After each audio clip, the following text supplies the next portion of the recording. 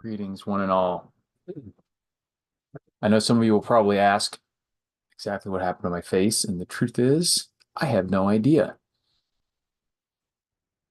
I woke up like that, so maybe I need those like special plastic mitts like they give to little babies. Be interesting. Interesting times. And for people who complained last time, I tried to make sure I got more of the actual Johnny Bravo going on. All right, hi Mason Boomer, hi Mr. Landfill. What's up, Donna? Um, Yeah, I've got a few interesting things I want to talk tonight. Not sure exactly how long I'll go, but it seems like when I actually have topics to cover, I always go a little bit longer than if I just show up not knowing what the hell I'm going to talk about. So, and then as always, whatever you guys want to talk about. How is everyone? How is everyone? But the main topic that I was inspired to do this about was a topic that is what happened with near and dear to my heart, which is cheaper options for doing things, specifically in this case, guns. And I'm refraining from showing any guns on camera this time because it got me a slap on the wrist from YouTube, and I was banned from live stream. They cut off my birthday live stream, and I was banned for 20, luckily only 24 hours. Didn't give me a channel strike or anything, but they have some weird rules specifically related to live stream because even though you can have guns, videos about guns still, shooting them, all sorts of stuff, which is what I'm going to be talking about today. But you can't handle guns on live stream. I think it's to prevent people from, or trying to prevent people from like doing dangerous stuff for clout chasing, whatever. It's a stupid rule, whatever. But it doesn't, according to the rules, it doesn't even say that there can't be guns in a live stream video. You're just not supposed to handle them, whatever that means. Doesn't matter. I'm just going to be talking about them. But I'm not sure what your question is, Mason. You said what happened? What happened with what? I will need more clarification. There's a lot happening in the world these days. I can't be keeping track of it all. But my main point, because I'm always a fan of, because I'm a brokey of cheaper options for things. As much as we'd all love to have Gucci rifles, especially in Gucci gear, which I slowly try to accumulate, there is something appealing about a lot of the options now, especially post, when I was growing up, coming of age, if you will, uh, it was under the original assault weapons ban, evil communism.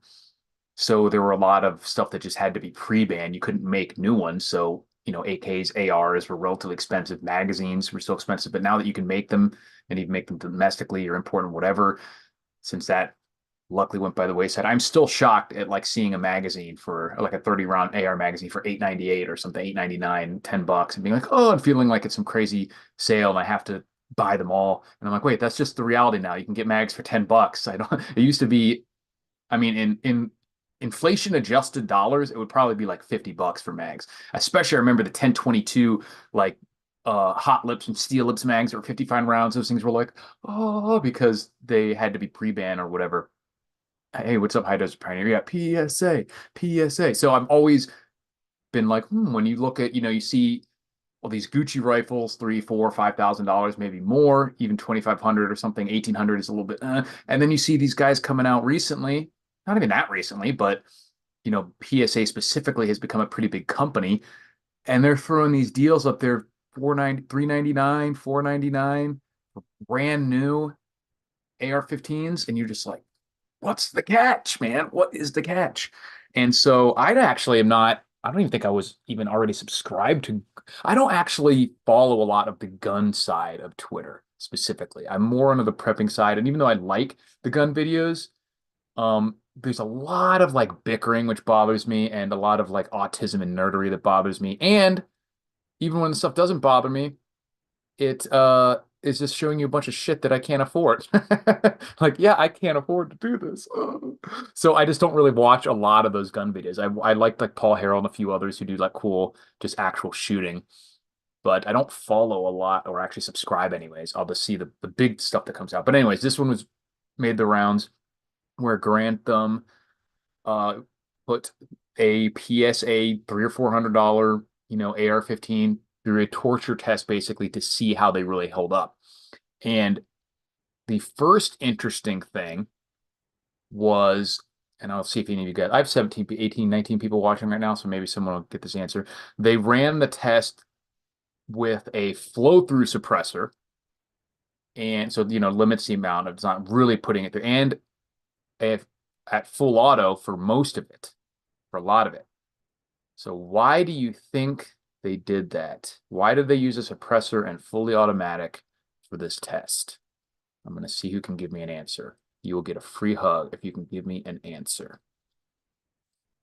And you don't have to like or dislike PSA or Garand Thumb. Someone put in the chat, why did they use a suppressor and full auto for this test? Anyone? Bueller. Someone chat. Someone hit me with the chat. I'm not going to keep going. I want an answer. Why did they use a suppressor and mostly full auto for their test? Is my chat not updating? Let me refresh this. I don't think my chat's updating. You guys are probably all answering.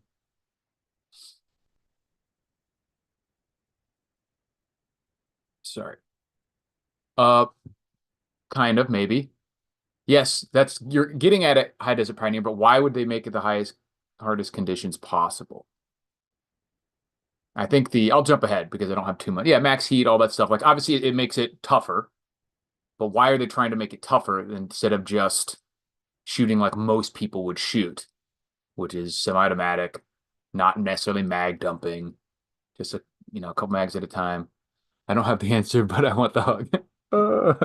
All right, so the bottom line is, because if you shot like normal people shot, which is a few mags at a time, maybe even if you did it every day, it would take way, way too long. And everyone knows that. Everyone knew going into the test even that if you didn't make it a little harder, even the shittiest one will last way, way too long to do a video. Yeah, they needed it to fail, basically. Exactly. It would take way too long. So already going in, you have a hint.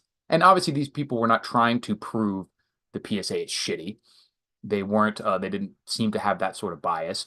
So they knew that if you went and said, I'm going to just put in one mag at a time, not mag dump, just shoot at a regular, maybe occasionally mag dump, occasionally quick rate of fire, but just shoot like normal people shoot, it would take a long, long time for the gun to fail in any way. So that's your first hint that, like, if you're not shooting suppressed, you're not shooting full auto, some of these failures might not even happen. If they did, they would take a long, long time. But to get to not bury the lead, to get to the point of the video, it's like an hour-long video. When the gun eventually failed, it was around 5,000 or 6,000 rounds, I think. And it didn't even completely brick out. It got to where the barrel was worn out from mag dumping at full auto, which vastly increases the temperatures in the wear. All things wear worse, especially metal things wear worse at high temperatures than they would at lower temperatures. So even in the same number of rounds through it might not cause that failure if they weren't done in quick succession at full auto with the suppressor on there, which is trapping a lot of the dirt, and they didn't clean it. They just did once or twice lube it up. So what failed was basically the bolt wore out, the barrel and BCG. So the extractor spring they replaced and barrel, and you're like basically back to new with a couple $100. And to me, the most important element of the test was seeing that when it was starting to fail, it was still a rifle that was shooting rounds downrange. Like, you can say that, a barrel being wore out and ballooning up to 3 minutes of angle instead of sub-minute of angle or whatever is like ruined. But are you a sub-minute of angle shooter? And even if you are, you can hit a target at 50 yards with a 3 minute of angle gun in an apocalypse scenario. This gun is still putting bullets down range. It's still cycling them mostly. You might get an failure to feed or something like that. Extraction failure is a bigger issue because then you can't go on to the next round. But they were still able, like, they replaced an extractor spring. So even if you wanted to get one of these super cheap guns and just replace the bolt right away or just buy a backup bolt, I don't even think the barrel is much of a concern because, like I mentioned, you could have a totally wore out barrel and you're still shooting down rounds down range. So in the way I'm looking at it for like a Civil War 2.0 or prepping situation, like, you are still putting rounds down range. You're still, and an effective rifleman.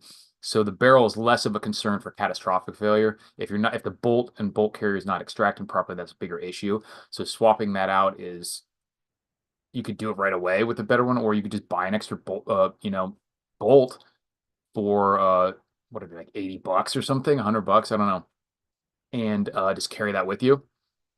And the barrel, I don't think even would have worn out the way it did if they weren't shooting.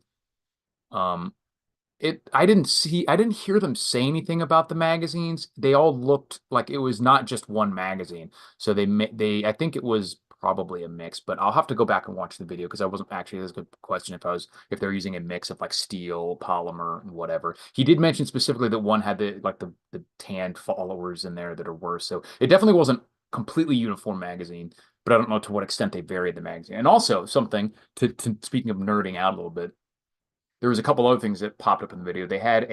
We're probably dealing with like a tolerance issue. So it was one gun. So I would love to know what the standard deviation is on this. Like if they did this with 100 different PSA guns, is it going to be all over the map?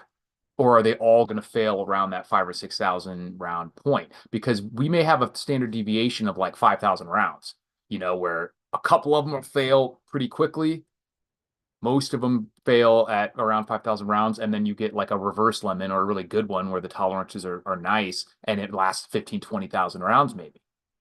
Who knows? Especially not at full auto. Like the barrels and stuff are just going to wear out if you're shooting full auto at that mag dumping over a period of a maximum a couple days, maybe even one day. I don't even know how quick this was filmed. But so the standard deviation would be important because like my guess is that most of these problems are from just the slight inconsistencies in build versus the really Gucci ones. Not necessarily that the stuff themselves is made better or stronger, like better materials necessarily, but just that consistency because they pulled out the bolt carrier group and their resident nerd or whatever is pointing out the inconsistent wear patterns versus one of the Gucci bolts. So it wasn't even that it was made out of worse stuff or whatever, but just slightly less or slightly more tolerances in their manufacturing process, wider tolerances.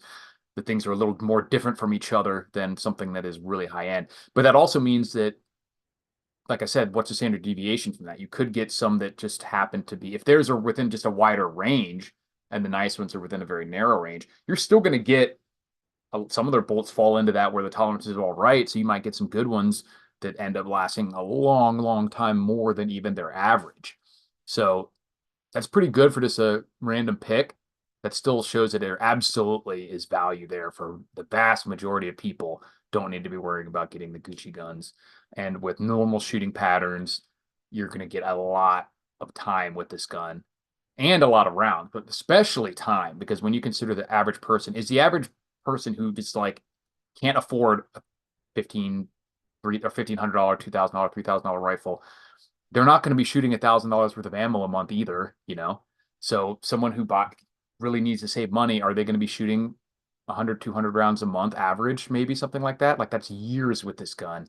And then, like I said, even or point out the most important element when you're talking about for preparedness or any sort of shenanigans in the future, just knowing that the type of failures that it's likely to have, you can prepare for and are likely to not even brick the gun out. It will still be potentially usable. I think that's super important. So that's really cool. I was not surprised, to be honest. I was in Camp PSA for a while and I definitely seemed like the anecdotal evidence was building up to suggest that they were at least absolutely worth it, and if not just shocking value. And another thing that someone pointed out on Twitter, which is an absolutely fair point, is that there's a difference between what we're saying about PSA and something being just as good. Just because it performs admirably and it's insane value does not mean they're just as good, like we talked about with the tolerance and whatever. Always ready to fix bayonets, exactly. But the question is, to whom does that margin matter? Like, obviously, they're not just as good. For a lot of people, you will not notice the ways in which they're better because you're not putting it to those extremes, but it can't go to the same extremes. It can't go to the same limits, so it's not as good. But if you know you're not going to go to those limits, or you know that you can't afford to, at the current time, go to those edge cases, then it is functionally just as good for you. and certainly better than not having one or waiting until you can get a $2,500 rifle or something. I think there is, it's this is firmly makes me even more so believe that there is zero excuse for anyone to not have a rifle and a basically Glock clone. You can get these PSA kits with a AR-15 and a Glock clone for like $600 or $700. You get both guns that we know are going to hold up decently well, especially if you're the type who's too poor to shoot them all the time anyway. Just get a little bit of practice, store up some ammo, and you have an extremely, functional, effective weapons, and then you can worry about saving money at that point. But for the first one, if you are I know a lot of you that I'm talking to, you're not gunless, so don't worry, you don't have to go run out and buy more guns. But if you are currently, figuring out the way the world is, and you're like, I need a gun, and you should get that. You should, that first 6 or 7, $800. I would say maybe make it $1,200 to $1,500 when you include holsters and ammos and stuff or holsters and ammo and stuff like that. That's pants on fire. You need to get this. Beg for it, borrow it, steal it. I don't care. Get that first $1,200, $1,500. Get an AR-15. Get some kind of Glock clone, whether it's the micro dagger or the dagger, whatever, and then you can worry about what you actually want, what's actually the best, whatever. But everyone, absolutely every American needs to have that, in my opinion. And this video just is more evidence to show that they're absolutely good enough to fit that you're not likely to have catastrophic failures early on in the gun's life. And if you are worried about that, then you should just spend your next $100 to buy a new bolt or whatever. And then your chances of failing really decrease to very, very low levels, I think. Because like I said, I think if you're not shooting suppressed, you're not shooting full auto, and you're doing it at a normal rate of fire and cleaning it after at least every couple hundred rounds, and not just mag dumping all the time, that the chance of it, just not working well is going to be pretty low. I think you're getting a really good value there, and zero excuse for anyone to not have a gun at that point. So that's my assessment. Score one for the brokies. There's this meme out there. Let me see if I can find it about HK and PSA. Let me see. So HK is like, I can't find the meme.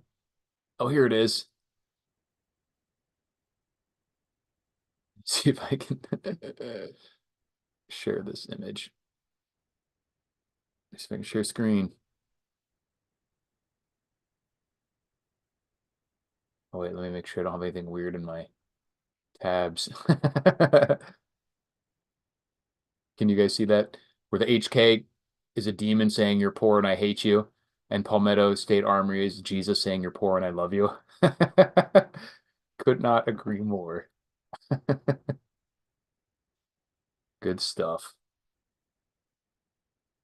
It's always good to have two guns minimum, always have a backup weapon. Yeah, and I think that there's absolutely plenty of situations where either a handgun / sidearm or a rifle are necessary. I don't think and with these prices now, there's zero need to have to pick just one.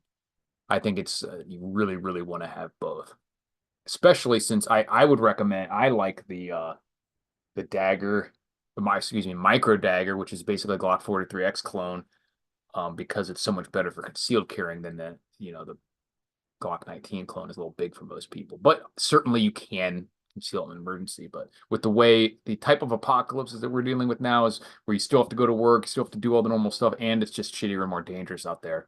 So you want to be carrying as much as possible. So something that you can conceal carry is definitely has its positives. And this sort of, good enough, but not just as good, definitely doubly goes for a lot of knives. I mean, like I've seen a lot of people talking about like Tor knives and stuff like that. And Tor knives are amazing knives. They're super good, super cool, super nice, super well made. Same with like Tops knives and stuff. But for most people, like they're not, and like cold steel knives, I would not say they're not. I would not say they are just as good because they're not. They're not as well made. Like I said, the tolerances are probably not as good. But if you're talking about like this, I have this cold steel spike, which I'm considering using on one of the like chest rig setups that I'm putting together. And this is like is this knife even $40? It might be like $25. I don't remember. So what would it take for most people to notice a difference between this and like a $295 tour knife for the type of thing that you're going to be using for? Like if you're bushcrafting and you're using this knife every single day, um, that may be one thing. But for something that you're going to have on your belt or on your chest rig, and you're going to pull, hopefully never have to, it may occasionally pull it out and somebody with in an emergency situation or cut something, you know what I mean? Like what is it going to take for you to notice the ways in which Tor or Tops or any of the other expensive ones are better than cold steel? You probably most people would never notice it. And it's certainly above the threshold of being effective and not a piece of crap. Same goes for like the Glock knife, which is like hilariously tough knife. I'm gonna do a video on that soon. They're bayonet. The only thing I like, and that's like a $30 knife. They're like insanely cheap, and people are like, oh, they're not full tang or whatever. But just like any other Glock product, they're super tough. They people put them through insane torture tests, and they are so cheap. The only thing I don't like about them is this horrible uh not scabbard sheath that doesn't really attach to anything very well. I don't like it at all. Are HK price considering all the mods you might want to do to a Glock? Well, I mean, that's the thing. Like, if you want to do it, like, yeah, if you do all the mods that you want to, then a Glock is gonna be expensive. But I'm not talking about like getting exactly what you want. Like, if you're going to build something starting with a cheapo version and build it up to exactly what you want to be really, just as Gucci, then it doesn't matter. Then there's no difference. I'm talking about filling that need of like, I need this gun. I don't necessarily care about certain things as much or can't care about them right now because of cost. That's where those fit in. And you can spend, if you're gonna do that, then depends on to what level of customability you want. What type of things you're going to change and what are you going to change them to. For most people, it's probably better just if you know you're going to spend that much money and you don't have specifically strong feelings about how you want the trigger, how you want the barrel, whatever, then just get one of the ones that's more well made right from the start and don't worry about customizing versus some people just they're not even doing it for performance reasons per se. Like something like a trigger pull, that's not even necessarily better or worse. A lot of it's going to be preference. So, and same with like shape of the hand guard or the handle, the grip and things like that. So there's a lot of that that's not even necessarily related to longevity or performance, except how it affects you as a shooter because of your personal preferences and personal habits and tendencies and stuff like that. Yeah, what you need before what you want. Exactly. I'm not saying anyone shouldn't get what they want or shouldn't spend a ton of money on uh, Gucci guns. I can't even imagine the amount of money I would spend on awesome and expensive and customized guns if I had it. But I'm talking from a prepper perspective of something that is going to go bang when you shoot. You know, the Glocks and especially the PSA and stuff absolutely fills that role. And Glocks aren't even cheap, but they just are compared to stuff like HK. I'm specifically referring to the budget level and even more specifically to Palmetto because there's a lot of ones that probably aren't good. Like I don't know if you could say the same things about High Point and others, but um, to some extent those things still apply. Like if you get a gun from High Point out of the box, it's still going to work almost every time, like almost all the time. So you at least have a few hundred rounds out of that thing. So if you really are just like, I'm not shooting all the time, I just need a gun, and you're super poor, it's still better than having nothing. But I think PSA is at a shockingly um, appealing crossing point of that really low price and a still impressive amount of reliability and consistency. Like I was saying earlier on in the video, do you know how long it would take for most people to go through 5 or 6,000 rounds through their AR? No, rewatch this video. The video is not bad at all. It's incredibly my title is a clickbait. It exposes them as being an insanely good budget option considering the price. The gun, the PSA, he only did it with one rifle, so like I said, we don't know his standard deviation, but it failed at like 6,000. They were shooting suppressed and full auto most of the time, mag dumping at most over a period of a few days, may have even been all on the same day. I don't know. So I don't think it was the exact same day, but they beat the hell out of this thing in some pretty harsh conditions. And what failed is that it lost a little bit of accuracy with the barrel, and the bolt wore out, and they fixed that with the extractor spring, a new extractor spring. So basically, even after all they did to it, $200 or $300 gets you back to baseline brand new rifle almost. Anyone can get 12,000 per year student loan and 6K Pell Grant. Okay. I like stainless steel knives because they don't rust as easy and you can use them to cut food. Could use it for defense, but I'll probably never need to. Yeah, and I mean that's the thing too, is if you're not there's always going if you have anything that you use day in, day out, then yeah, you should not try to get the budget version of anything. If that's whether that's a shovel, a pistol, a cooking knife, a coffee maker, a jacket. When you use something every day or even just very often for whatever it is you're going to get your money's worth finding the better made version of that and not just swapping out the budget version constantly. That whether that's boots, jackets, tools, guns, knives, whatever. But there's a lot of us for a lot of things that we are going to have to use occasionally, or may never even have to use, but want it to know it works when we will use it, where you can save a lot of money on and still get something that you know has proven performance and just is not going to perform as well under the really extensive use case scenarios, which for most of us will never happen. Like how many of us even have the ability to shoot full automatic through our AR-15 barrels? Unfortunately, it should be all of us, but unfortunately, it's not that many of us.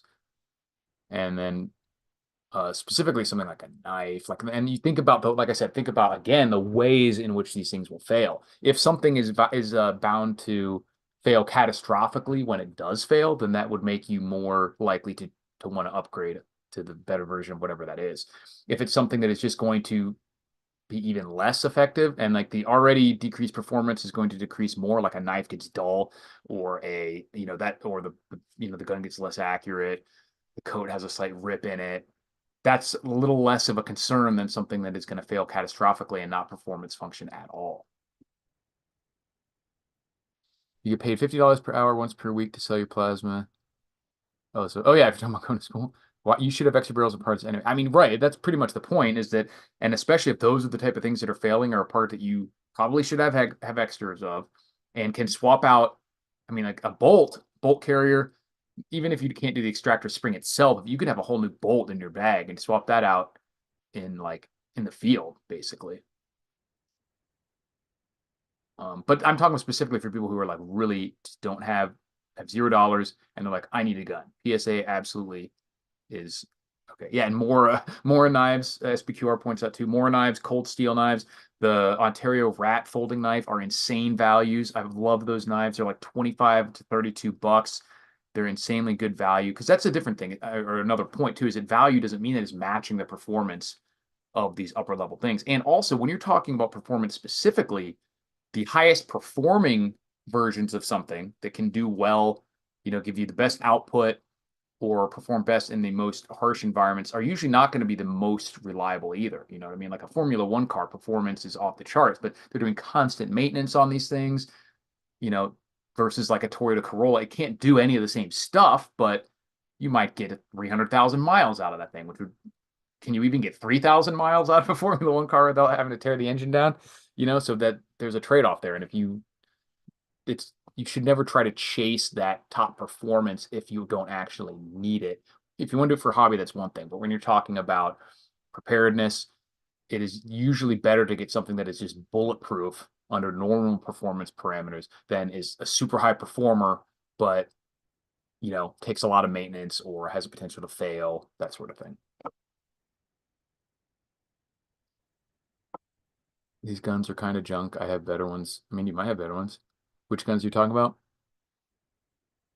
Yeah, and if you have, and that's, I think, was the biggest takeaway from Garand Thumb's video to me, was the ways in which it failed were predictable, non-catastrophic, and easy to either prevent if you wanted to spend a little bit more money or to deal with when they happen.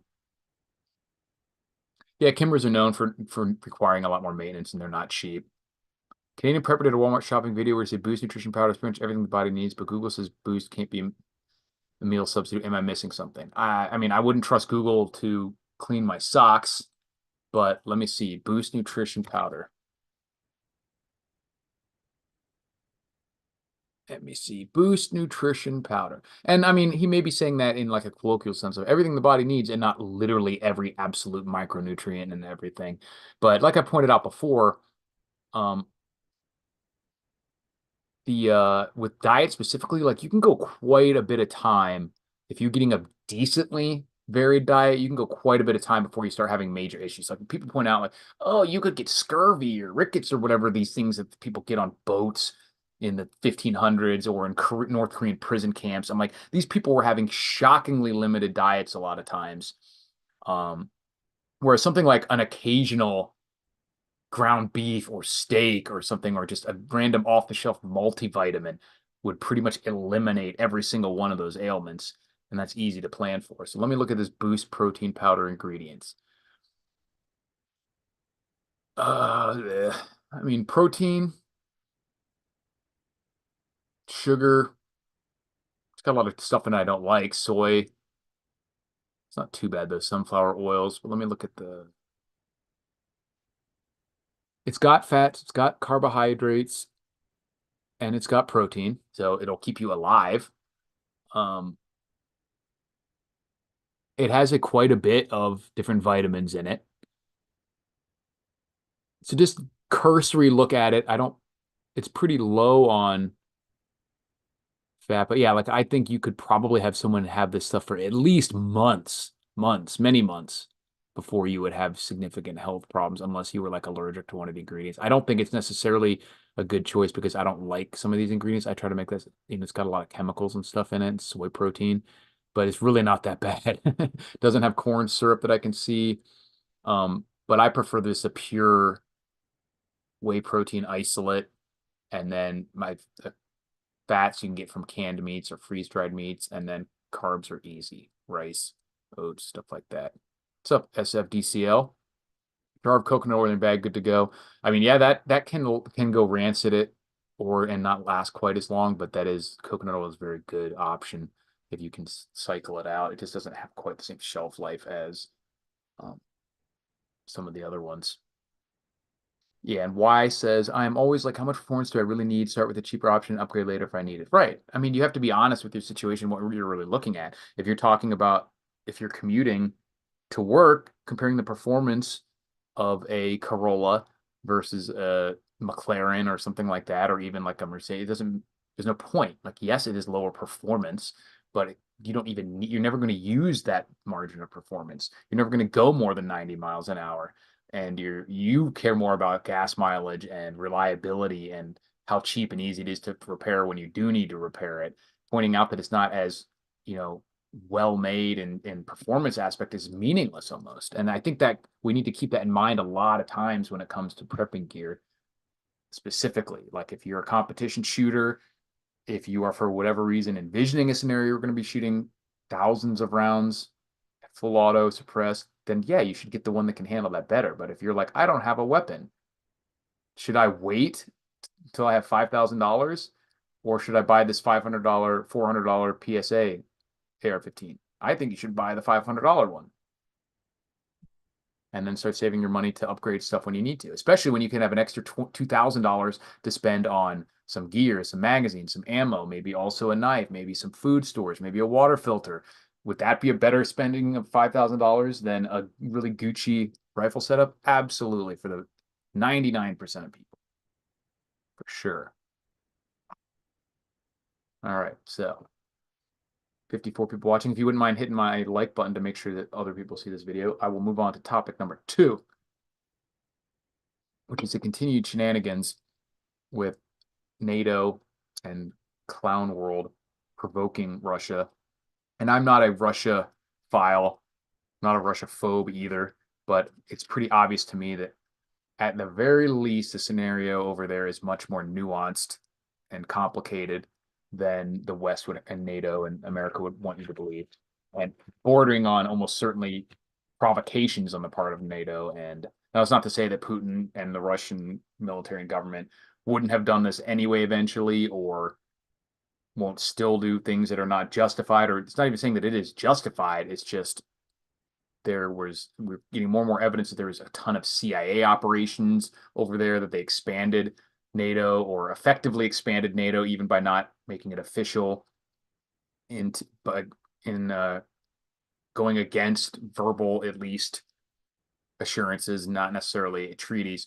And that's a huge theme that we're seeing over and over again here with NATO and Clown World working with Russia, is that they'll do these things outside of the letter of the law and then act like, whoa, what are you getting mad about? Like, I said I wouldn't slap you. And like, I punched you. I didn't lie. I only slapped you, or vice versa, or something stupid like that. Like they're playing these word games and acting like Russia is supposed to fall for it or care that they're can explain it away. Like, we're not planning on seizing your assets. We're only going to seize the interest that your assets generate, and it's like, you're taking their money, or talking about it. They don't care, that you can try to use the sophistry and the semantics on it. And that's continued where here's an article from boxdata.net. It says Vladimir Putin makes it very clear that Russia is going to invoke their own Article 5 and strike every NATO country if any of them are foolish enough to send troops to Ukraine, instead of simply targeting the foreign soldiers and intelligence agents that are secretly in Ukraine with missile strikes, as they've been doing all along. It's apparent that the Russians are growing tired of the neo-clown's childish "I'm not touching you" game, and will not tolerate many further provocations. Exactly. And here's a quote from, I'm not sure where this is quoting, quoting from a Kremlin transcript. It says, "We need to shore up forces in the Western strategic theater in order to counteract the threats posed by NATO's further eastward expansion, with Sweden and Finland joining the alliance." Sorry, I'm old, guys. "The West has provoked conflicts in Ukraine, the Middle East, and other regions around the world while constantly propagating falsehoods. Now they have the audacity to say that Russia harbors intentions of attacking Europe. Can you believe it? We all know that their claims are utterly baseless, and at the same time, they are selecting targets to strike on our territory and contemplating the most efficient means of destruction. Now they have started talking about the possibility of deploying NATO military contingents to Ukraine," end quote.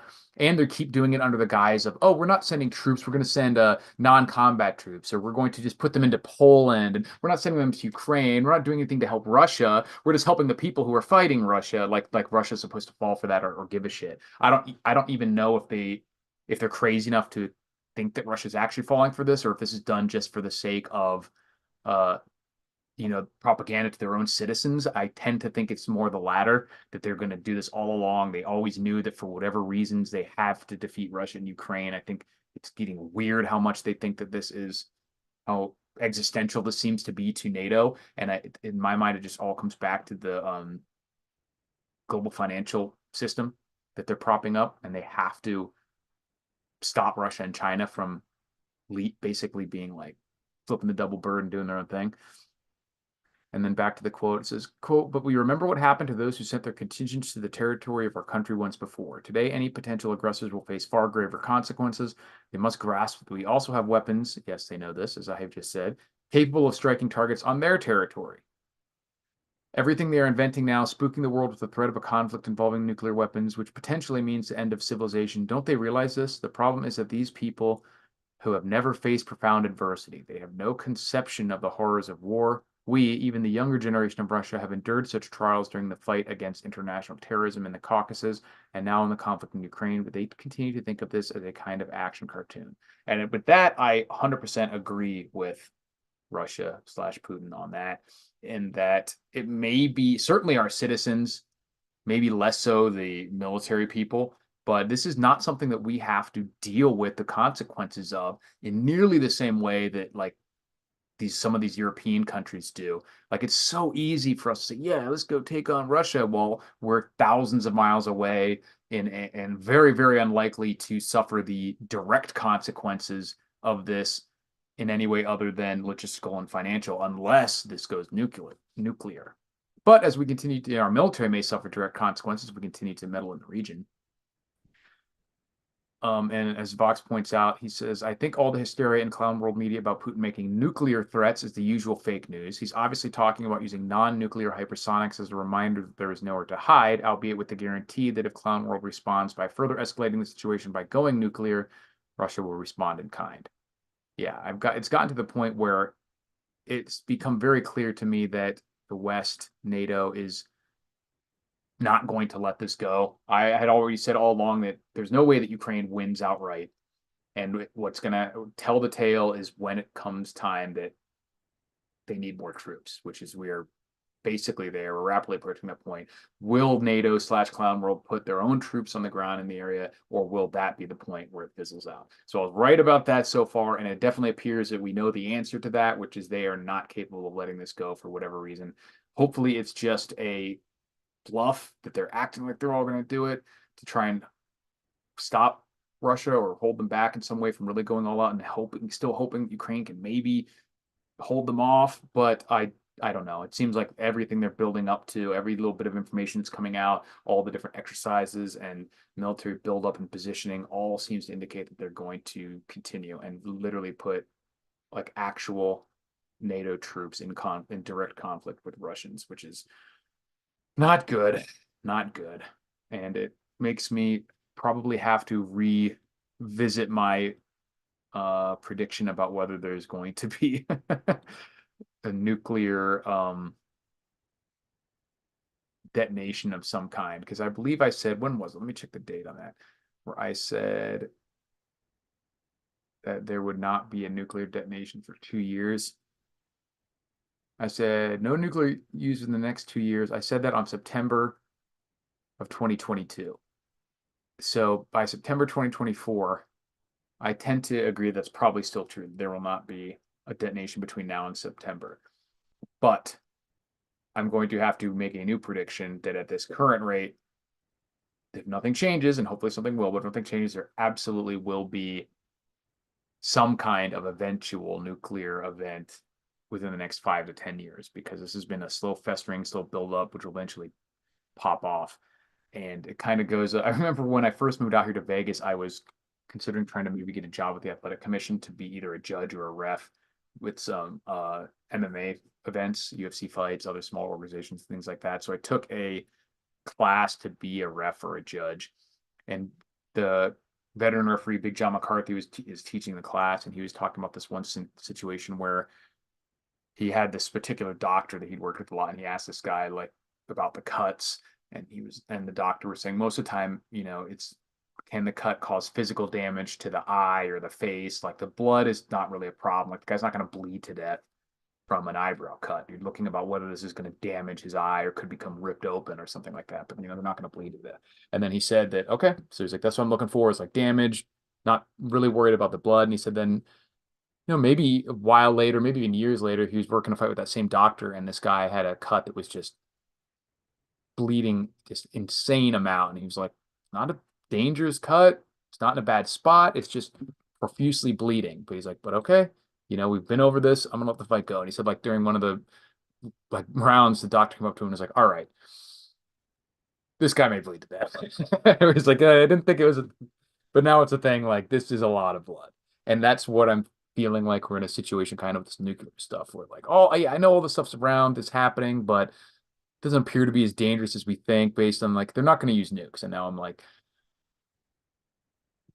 they might use nukes, but and it certainly, we're on the trajectory of that. And like I've always pointed out before, you could throw a baseball and say on the current trajectory, this baseball is going to go into space, and that's correct. But we just all know that there's things that come into play that affect those current trajectories. So I hope that's the case here. But on the current trajectory, we are absolutely headed to there being a some at least tactical nuke set off in theater somewhere. Nobody's going to have. I enjoyed the PSA video. The test would have been better with a proper lubing and cleaning. Yeah, and also I think anytime you're doing something where you need a data point, one is not going to do it. I would really love to know what the standard deviation is if they did this with 10 rifles and not with the. I don't think it's nearly as meaningful to do it with the suppressor and with the full auto, because this is not how they're going to be used most of the time. It'd be like racing a Toyota Corolla versus having it driven to work every day for 25 years and seeing how it holds up. Just because it doesn't hold up on the racetrack doesn't mean it wouldn't get to 350,000 miles just driving to work every day. You know what I mean? So it says, I lost my train of thought. Oh yeah, so the way it would like, but if you had 10 rifles, are they all going to fail around that 6,000 or same, or is there a big standard deviation where you have some that are just have sloppy tolerances and fail pretty quick, and then there's a decent chunk, maybe 30% of them last for 20,000 rounds?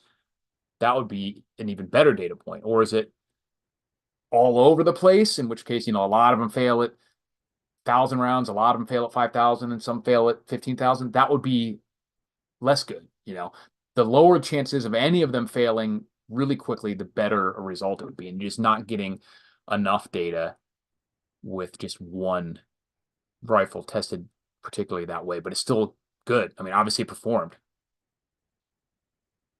Nobody's going to have 5,000 rounds to put through any centerfire rifle. All that noise will call an enemy. Right. I mean, they're trying to, as with any test of, where they're trying to condense years worth of use into a few days, maybe in one day, to give you an idea of how this would last long term. The test isn't really to see, will this thing fail after 5,000 rounds in 2 days, because no one does that. Elvis says, I wish Trump had pulled the USA out of NATO. Yeah, I absolutely agree. Just packing noise mitigation device, no TF. I mean, they didn't use that because of trying to actually make it less quiet. They were trying to have a little bit more aggressive testing situation. And that's kind of what I point out earlier in this video for those of you who weren't here, is I asked a question. I was like, why did they use a suppressor? And it was a flow-through suppressor, so it didn't really make it dirty. But why did they use a suppressor and full auto? And most people kind of got the answer. They're like, well, because it's harder tolerance, higher temperatures, whatever. But why did they do that? And I think the answer is that they knew, even going in, they knew it would take too long to really do the test with normal use. Even if you did it every single day instead of 1 or 2 days a month, maybe like some people are using it. Even if you did a couple mags or 100 to 500 rounds a day, every day at semi-automatic without a suppressor, normal speed, maybe occasional mag dumping, it could take months to do this video. And I think they even knew that going in. So the fact that they felt like they even had to make this more difficult testing situation to get it to eventually fail, because they wanted it to eventually fail in the video. They needed to make the video to go until it fails. It wouldn't have really been a good video if they were like, we shot 5,000 rounds and it's kind of okay. They wanted to break it.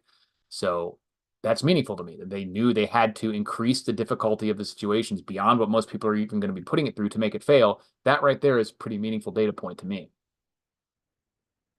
Eric, when did you start wearing glasses and how has that changed your prepping? It hasn't, because it doesn't affect anything other than strain. Like, I can still read with it. I mostly notice it at the poker table when I'm at certain seats and I'm like, king or queen, I can still tell. It's just when doing something for hours like that, because I'll go play poker for 6, 8, 10 hours. And straining the entire time is annoying, but I can still there's nothing I can't do anymore with glasses. So these are just basically reading glasses. So like I can read without them on the screen. It's just sometimes I have to strain a little more, which I don't like doing. So at this point, it has not affected my prepping. I do almost all my rifle practice with the 22 unit. Yeah, that's certainly cheaper. If you hold the bolt shut and use subsonic 22 ammo, it's inaudible at 50 meters. Yeah, that's interesting. Everyone has eyes. Not even 10% have night vision. A silenced box, mag 22 long. It's not nearly the handicap at night that it is in daytime. Yeah, if you have nods. Supersonic crack is inaudible at half a mile. I was just going to say that too, that it's non-directional. Yeah, if you're not very close, and depending on the environment, especially in like an urban type environment, it's very hard to tell exactly where something came from unless it's constant. I was walking through my neighborhood the other night, not the other night, it's like months ago, and there's some weird like quasi domestic dispute going on, and like it came from here. Like I could tell it was coming from this house, and then when I walked up closer, the sound instantly switched because it was like at the end of this one street, and so that whole side of the street was blocked off, and the sound was just going down and then hitting that house and bouncing back. So it sounded absolutely like it was coming directly from that house, even though it was the complete opposite side. And I couldn't tell until right till I got to that street and then was in the line of noise, and I'd be like, what? It's actually right over there. And that's absolutely the case with so if you're in like mountains, canyon regions, or semi-urban or suburban, like it's especially it's one off or two off noises that are in certain frequencies and very sudden. It can be very difficult to pinpoint exactly where they came from if they're not close. Yeah, and the bolt swap is really quick. It's awesome. I think that's a no-brainer to have one of those 22 carry swap outs in your bag. A lot of people think nukes only go off at certain places on Earth, right? I totally agree. I have a Daniel Defense DDM4 The 7 that I trust will hold up through anything. My PSA isn't abused through torture testing, and I believe it also hold very well too when needed. Right. If you're talking about like Red Dawn, oh, I have to run around the woods and shoot at the commies or whatever. Like you're not going to be doing the same full auto stuff that like it's not as good, but it is definitely above the threshold of being effective. There's a lot of nuke damage to look at in New Mexico, Nevada, I think, and the desert maybe. Sonny says if you can afford $2,000 worth of ammo, you can afford a nicer rifle. But I don't bother. I've got gun parts that I'm happy with. Yeah, and that is basically the what a lot of people concluded as well is that the type of people who can afford enough ammo to do that to the gun, they can buy a new gun anyway. It's the type of people who are like, I just really need an AR-15. Is this thing a brick that is going to be useless when the shit hits the fan, or will it perform? And I think all the evidence, anecdotal and otherwise, points to absolutely you can count on it performing, except at the edge cases of continued use. And yeah, you'll have a higher rate of failure even at the lower limits, but I don't think it's a disastrous rate. Even if it's like twice as much, you're still talking about fractions of a percentage of time. And if you have a few parts that you're able to swap out quickly, you might even be able to prevent that completely. Our troops completely miss men with 50,000 rounds and only one hit in 4 is lethal. That's probably true. I don't know to what extent they're counting like grazing fire and suppressive fire, that isn't really intended or necessarily even shot directly at a target. If they're talking about, are you talking about directly from the M4s, or are they counting like belt feds? You're just like, is that would really skew the if they are counting that, then 1 in 4 being lethal is actually a really good rate. I was never super sold on the Berkey filter concept, mediocre purification. I think it's good. It's more than good enough for a survival situation. For all the industrial chemicals and stuff that'll eventually, that are bad for you over, chronic exposure. I don't know. But if you're, the water treatment for your city goes out and you need to run it through a filter to try to get out the Giardia and stuff, I think that's good too. I also really like the sun oven for that because you can just put the water in it, come back in a couple hours, and it has been not even boiled, but pasteurized to an effective extent. And then you can run it through a filter for physical particulate. I think the one thing that I don't think a lot of people talk enough about is having some sort of, it's easy enough to jerry rig, that's probably why, but have some sort of pre-filter to use before you do either of those things, like something that just actually gets crap out of the water, algae, pieces of dirt, bug leg or whatever. You can use just regular cotton t-shirt material or whatever, or even maybe one of those stainless steel permanent coffee filters for that sort of thing. You're just talking literally about getting crap out of the water. Then I would pasteurize it. And at that point, it should be safe to drink, but I would probably, or you can run it through the Berkey style filter. But those filters work. Even the membrane filters, the Lifestyle, that stuff works.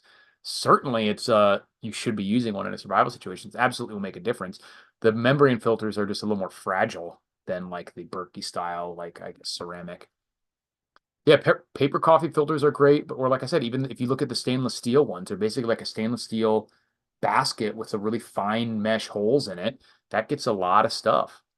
And then you can even put the paper filter inside that, and or vice versa. The paper filters probably are even better at filtering.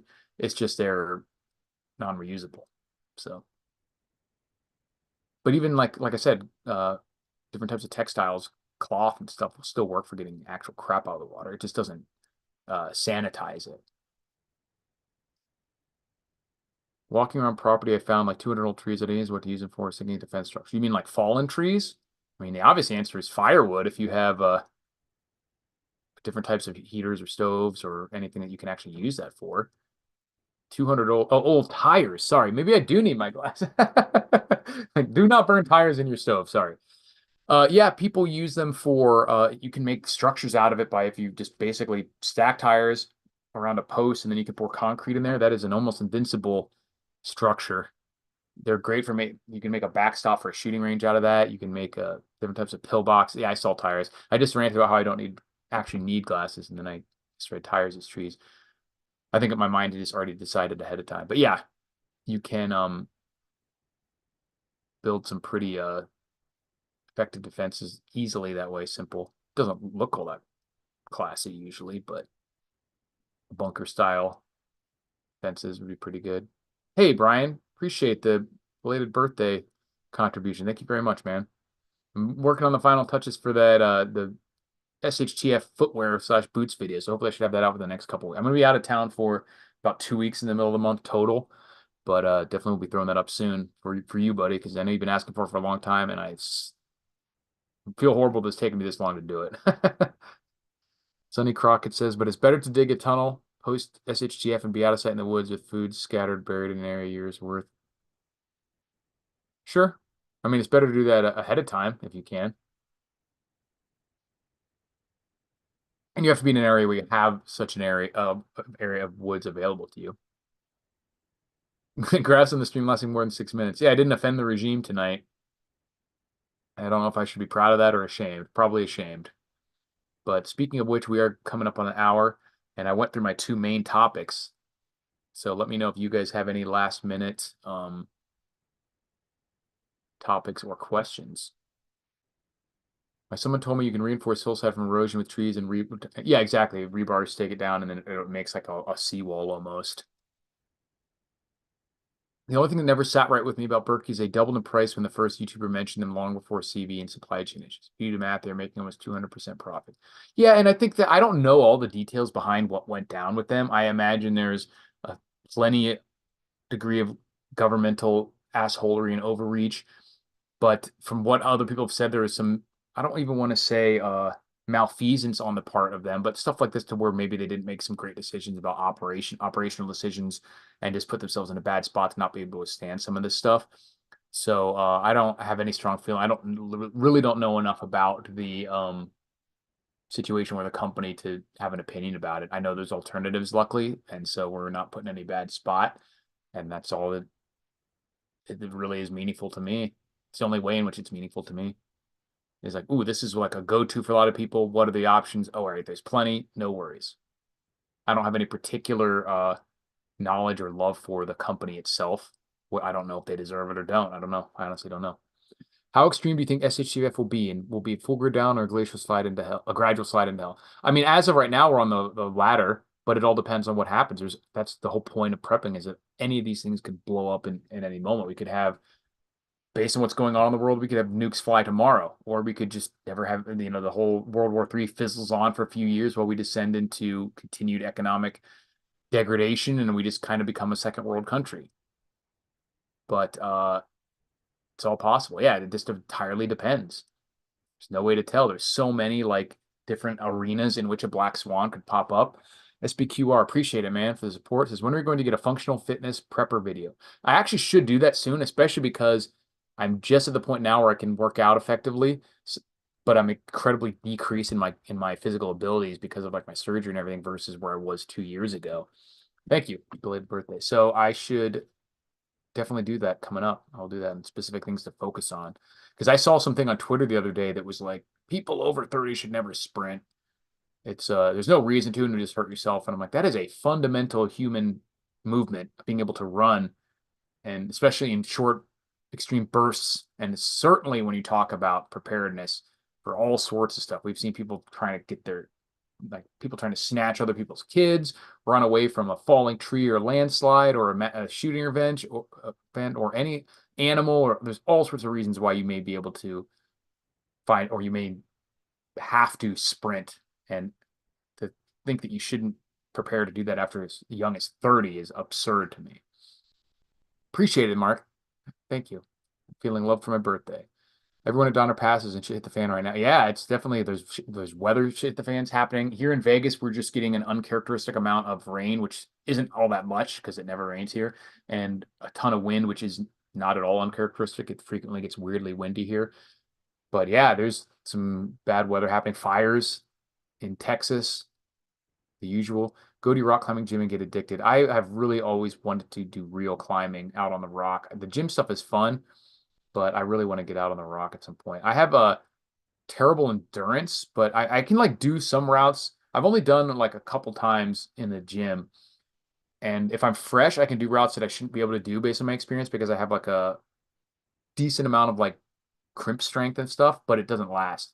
I'm like instantly exhausted, that's the biggest hurdle for climbing, is building up that endurance. But my strength in a lot of those movements is decent. More than it should be anyways for how experienced or inexperienced I am. But it will humble you. Climbing like that will definitely humble you. And it's the one thing in which some of us not huge dudes can actually perform, because if you're like giant jack dude, it's a lot more difficult just because of your body weight. Whereas smaller people and thinner especially are a lot stronger as a percentage of their own body weight most of the time. So if you see a big dude who's good at climbing, you know they've got that gorilla grip. 30 is the new 20. Well, what's 40? Because I'm 40. What happened to the Texas border thing? It was going to be civil war, and then everyone stopped talking about it. Not sure. Good question. Um, I don't know if anyone ever went down there. This was supposed to be some sort of like meetup or protest, or I really don't know. Good question. If anyone who's down in that area, obviously the problems are still there. Everything wrong with the border is continuing in a disastrous way.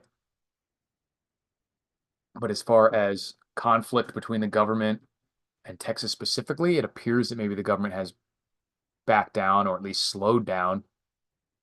But maybe that's just the press. I appreciate it. I know I don't look 40, and it's because I kept my hair.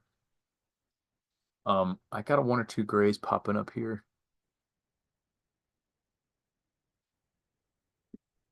Yeah, I think I appreciate it. I do look like I'm 30. Most people, they think I'm in my early 30s.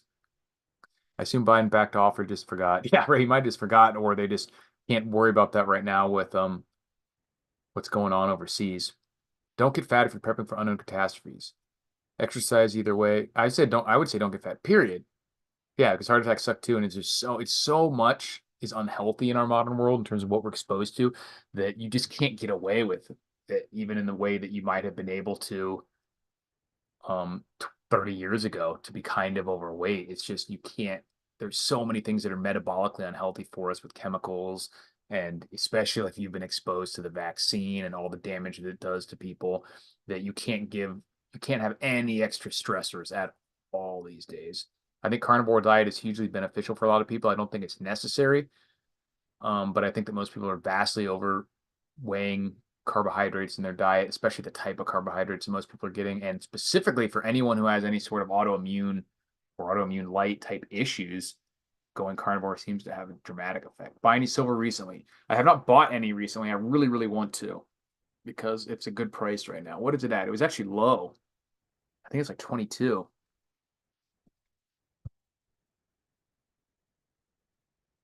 23.30. 23.30. Ah, I gotta buy it. And gold is almost at 2100. Silver's so undervalued. Yeah, all the artificial things in food and just in the water too. Microplastics, pharmaceuticals, fluoride. None of that stuff is good for you. Even if you don't buy the most esoteric and hippie views of just how destructive this is or exactly what it's doing, it's not good for you. I'm gonna put my glasses back on. Drop 5% in 1 month on carnivore diet. Yeah, I mean, a lot of that too for a lot of people is simply in that how hard it is to overeat when you're eating like real food, and specifically just meat. Like an entire pound of most meats is less than 1,000 calories, or maybe just over, depending on if it's fatty or not. But lean meat especially, like let me see this. Calories in a pound ground beef. So ground beef is 1,500 calories when it's, I think that's 70/30. That's pretty fatty. Um, I'd say 85/15 is 971 calories. And if you get the lean stuff, 90/10, that's only 800 calories. So even if you're talking about 1,500 calories, a pound of meat is a lot, and that's not a lot of calories for a day, 1,500. And if let's see a calories in a dozen eggs.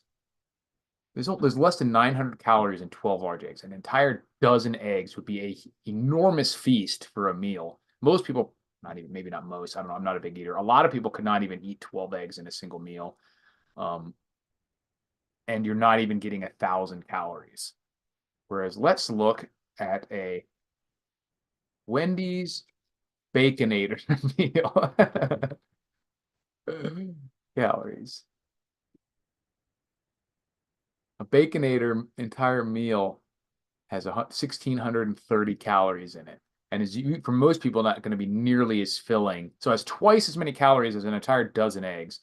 And most people could polish off a Baconator meal without too much trouble and would not be able to eat a dozen eggs or not be able to eat a pound of beef in one sitting. So yeah, it kind of has a naturally controlling effect for how much you can eat. But and then if it has any effect on how your body deals with digestion and inflammation, then it can just be a huge game changer. I don't do purely carnivore just because of logistically I'm too lazy.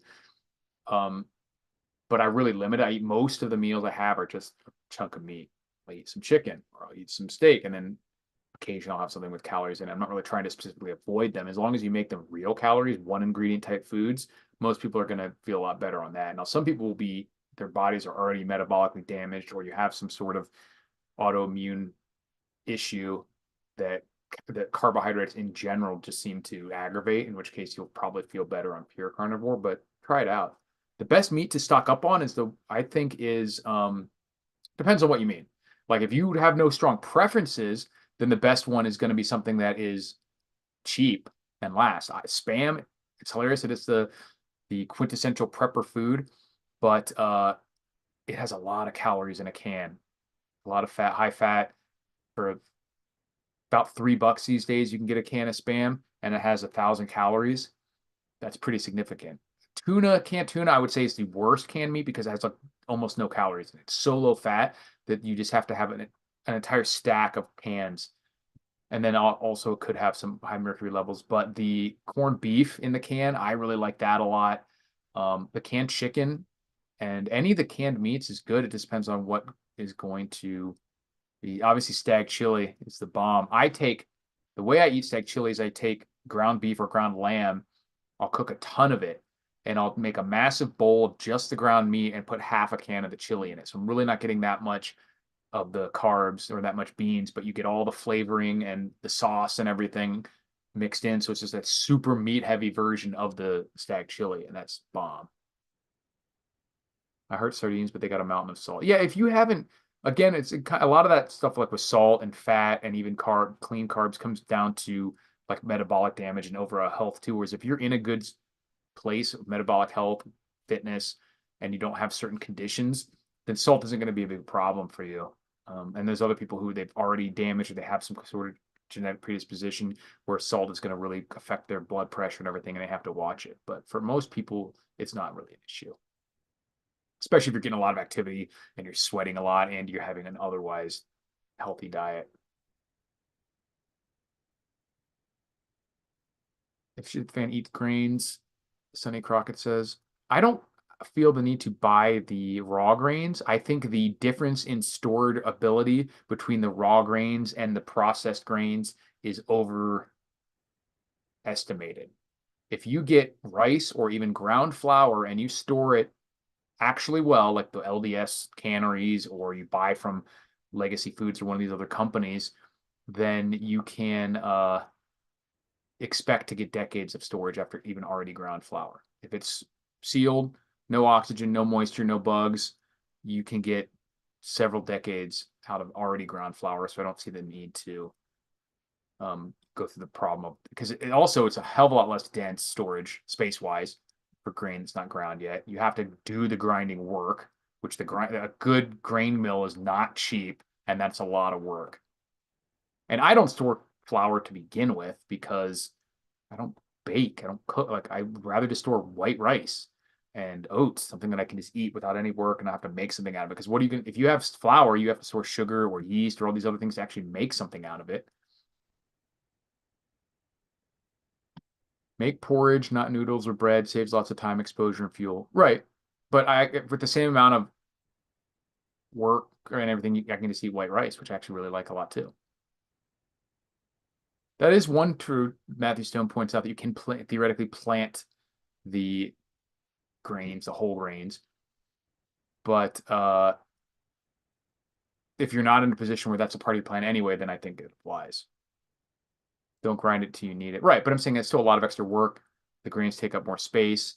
And I think for most people, it just isn't necessarily better. Because go back to what I talked about earlier in this, we talked about what are you planning for? different types of scenarios. Like in the most extreme scenarios, then yeah, where you need it to last max amount of time, have the ability to plant it, all this other stuff, then the whole grains with a grinding mill might be better. But for most people who just want to have a 1 to 2 year supply of food to ride out short to medium term things that are going to happen maybe in the next 20 or 30 years, I think already ground flour or just rice or oats is fine.